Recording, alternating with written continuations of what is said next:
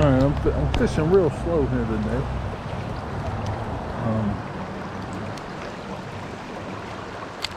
Just feel like this water's got fish in it.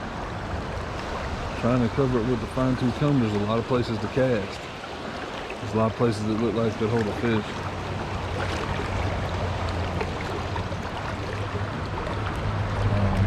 I tell you what, don't assume anything in fishing. My dad used to say, and I've talked about this on here, there's another fish down there underneath that rock. See this rock right here? This rock right here, it's a, you can't see it,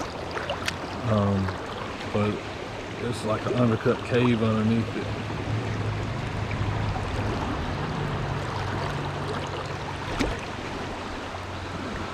That's like a prime spot for one to get.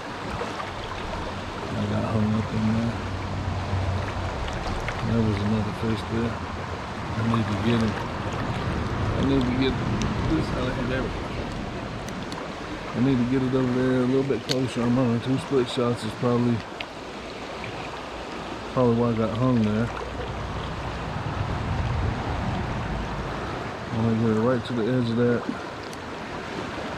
The edge of that rock. And get it under there if you can. You wouldn't believe how far that water can go back up under that rock. It doesn't look like you're like, well, it might go feet. I don't know. It might go back in there 3-4 feet. Probably not that far, but I mean, it could go 3. I mean, the rock's only 3 feet across. I thought I had another bump in there. I might not have. But I'm fishing real slow here. What I was going to say is don't assume anything. My dad used to always say. It was like, well, when you think you're going to catch a lot, you go out there and don't catch nothing. And when you don't think you're going to catch them, you go out there and you do. So now, I don't know, there's something. Oh, felt like a better bite. I didn't have my hook where I wanted to set the hook on that one. I didn't have my rod tip rather.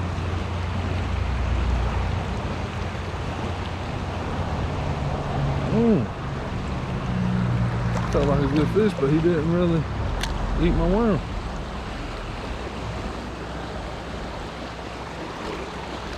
Yeah. He ain't nothing.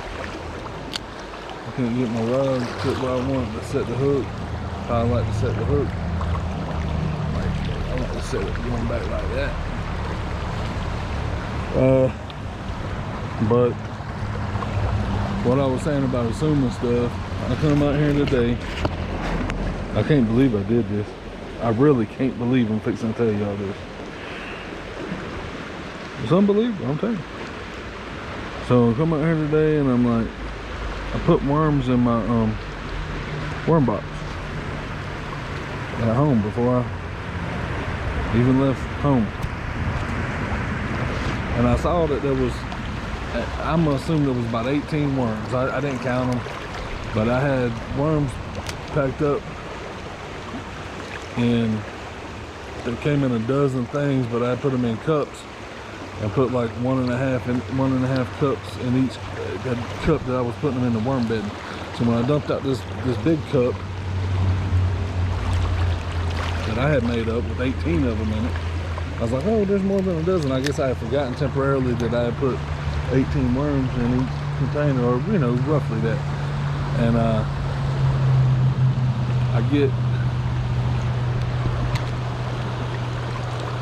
told myself, I said, well, I'm gonna be using the spinner out there today. There's gonna be plenty of worms. And I mean, well, the main reason of it is because I knew that this stretch so good, and I know it's not very far. I know once you get up that whitewater that I've been talking about up here, once you go past that, the fishing it really ain't worth keeping on fishing because it just ain't that good up through there. So there's always a spot to come out at because, once you go past that, It's just bad water. But anyway, I always carry one of those small cups with a dozen in it in my creek, so I can refill while I'm out here. And I told myself, oh yeah, that's gonna be plenty of worms. I mean, to tell you the truth, it's almost to the point I almost feel like crawling back out of this creek, going back to the van and getting those couple worms, because I'm stupid for not bringing that couple worms. I thought, oh my gosh. Oh man. I thought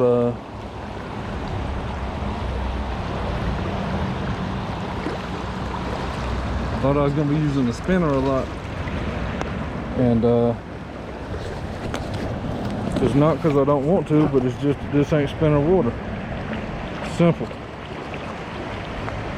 Yeah. I tore them up on the spinner yesterday, I did. But the water where I was fishing was different than this.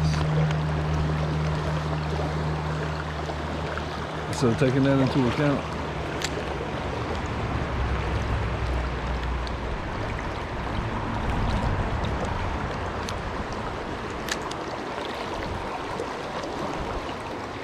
I've missed too many fish out here now.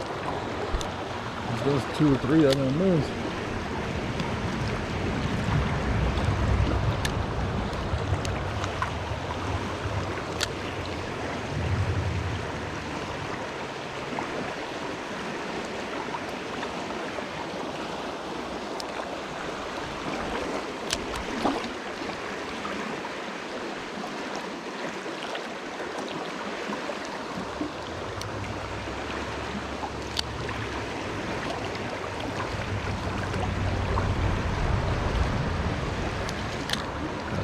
I couldn't even see what that spinner was doing. I've been talking for 7 minutes.